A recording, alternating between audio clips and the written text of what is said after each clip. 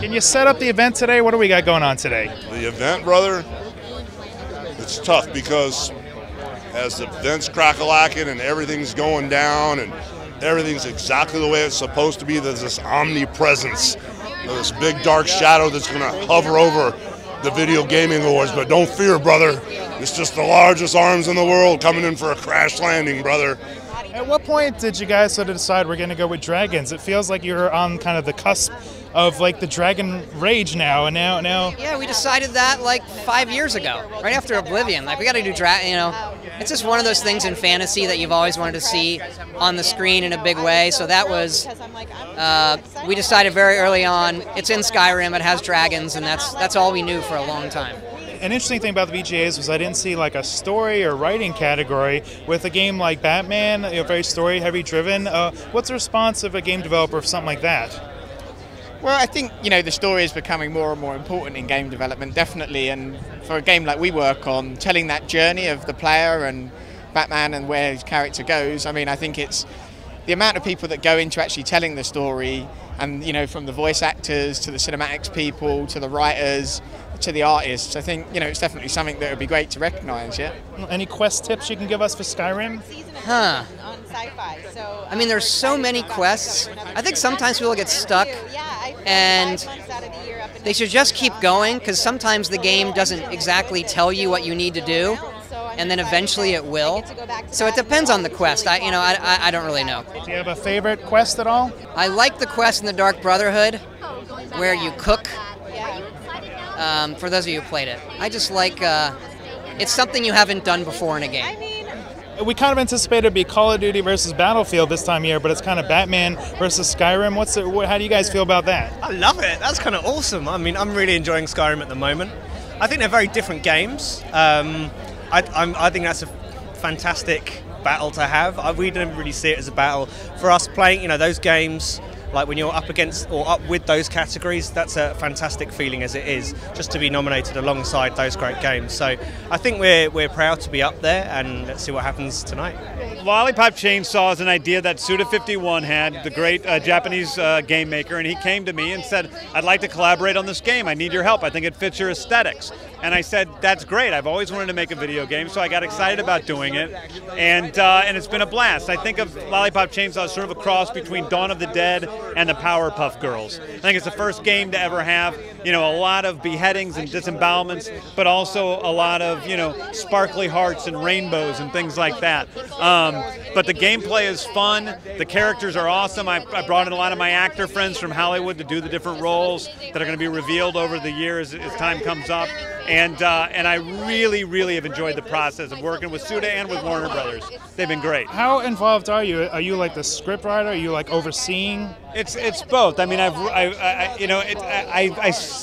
think of myself as a collaborator. So I came in on the first floor, worked with Suda to help create the characters, you know, wrote the script from what Suda's basic ideas were, and have worked around that, wrote all the dialogue in the game. That's all mine, even all the like billions of lines that they say to everybody, that's all my stuff. And I have just helped to sort of guide the game. All right, before I let you go, James, you know, Lollipop looks like something great for breaking out in the marketing world. Should we look for toys, a cartoon, little bobbleheads of the character on the hip there? Now that I don't know, but I would hope, because I would like to own that stuff and have it on my shelf. So I hope there are Lollipop Chainsaw toys. I hope people go get some Lollipop Chainsaw tattoos. You know, I want Lollipop Chainsaw everywhere, basically. So I'd love to have some of that stuff. What's the question you get asked the most, either here or at events?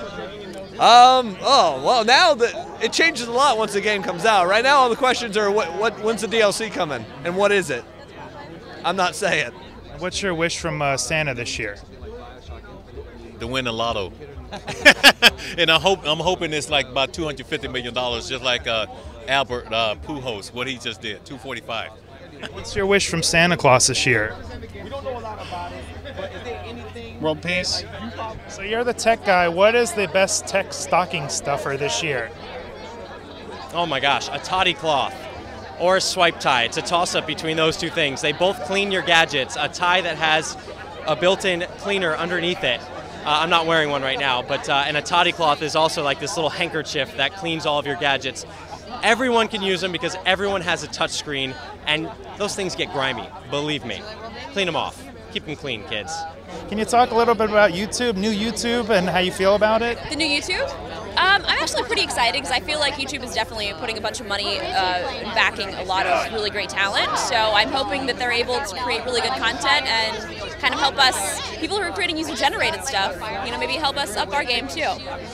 Is there anything, if you're a TV guy coming in with money now as a YouTube channel, are there some tips or anything you want to give them as an established artist? They should realize this is YouTube and not TV, so that's my biggest tip. I understand you've been made a channel on YouTube. Can you tell me, like, are you like the CEO? Are you going to have like your own network? Can you go into that a little? Yeah, it's basically a channel. It's kind of like a mini network, and I'm partnering with YouTube to do a bunch of shows, action sports, mostly skating oriented. A lot of different interviews, a lot of skate stuff, a lot of user generated stuff. I'm excited. I mean, to partner with YouTube, they're the ones that you always want to get. If you're going to make videos on the web, they're the place to be. It looks like a very vertical game. As a character voice, like, are you afraid of heights? Did you get on those tracks? There's times when we were on the skyline that I was like, this is, because we're watching some of the plane, I was like, this is kind of a little awkward for me. But no, I mean, the main thing I really care about is, making sure that I fit into the game right, because there's nothing worse than having an amazing game and having crappy voice acting. So I just want to focus and do the best job that I can on it.